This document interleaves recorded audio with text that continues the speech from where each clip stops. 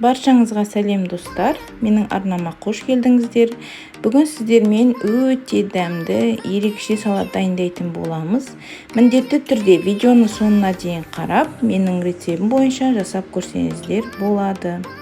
Ең алдымен, дәл видеодағындай етімізді ұзынша етіп турап дайындап аламыз.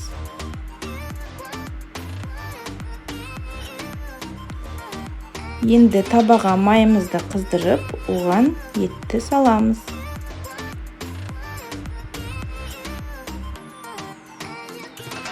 Етімізді жақсылап араластырып, қақпағын жауып, бұқтыратын боламыз.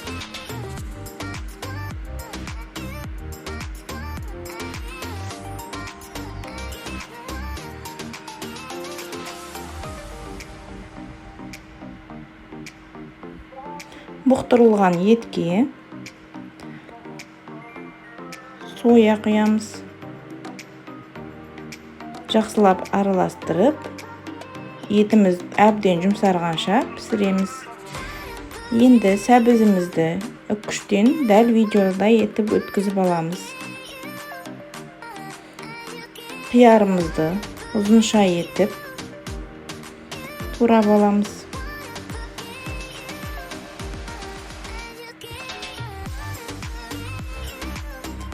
Кинзамызды ұсақтап тураймыз.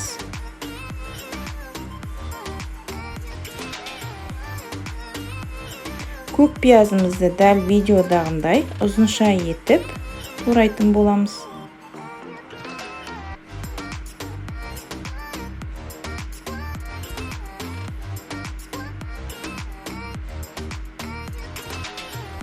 Енді сарымсақты ұсақтап турап қосамыз.